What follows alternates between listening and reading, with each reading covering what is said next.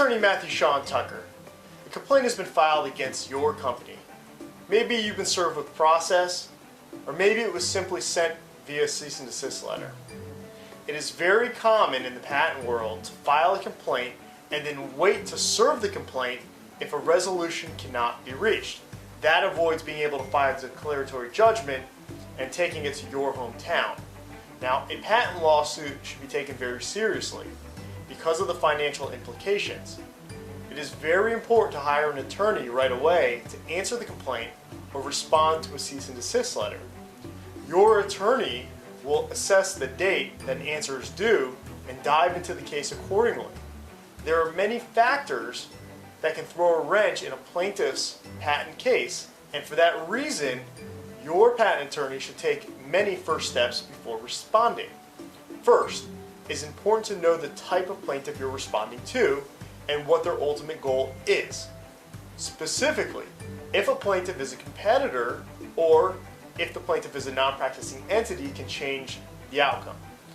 A competitor may want a licensing agreement, but more commonly, in addition to damages, they want to shut your company out of the market. Oppositely, a non-practicing entity typically desire damages, but they also desire licensing agreements. They want you to continue to sell your products so that they can take a royalty. Next, you want to make sure the patent is in force. For example, the patent may have expired because the maintenance fees were not paid. Or there may be a lapse in the maintenance fees and you started practicing that invention during that lapse. That can affect the outcome of the case. The next question is whether there's been prior litigation, inter partes review, or re-examination of the patent. Now, statements and definitions used previously can be used to your advantage. It can also help to get a feel for the experts previously used and the previous outcomes.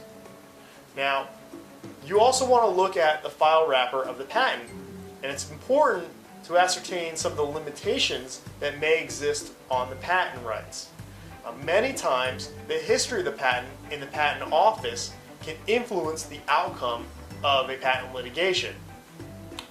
It's also important when reviewing past outcomes to determine whether licenses to the patent in suit were provided.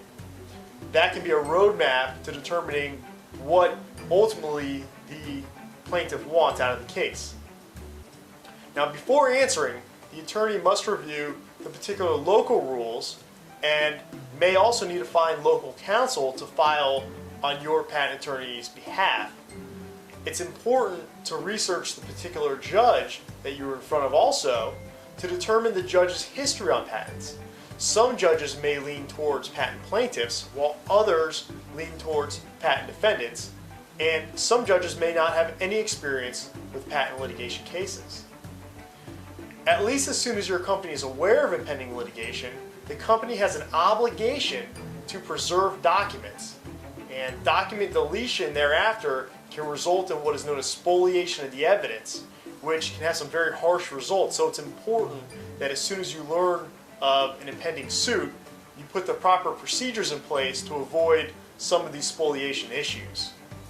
In cases that involve multiple patents, a chart or other visual aids are preferably created to parse out some of the complex issues and evaluating each of the claims individually.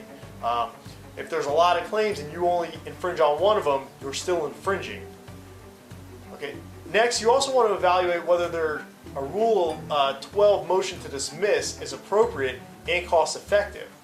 Many times, a Rule 12 motion can be filed to dismiss it, but whether or not you should file that really depends on a litany of complex issues. So that's one thing your patent attorney would want to consider.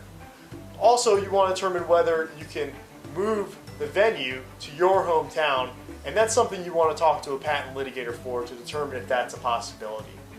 If you would like to learn more about patent litigation, call me at 1-844-4-TUCKER.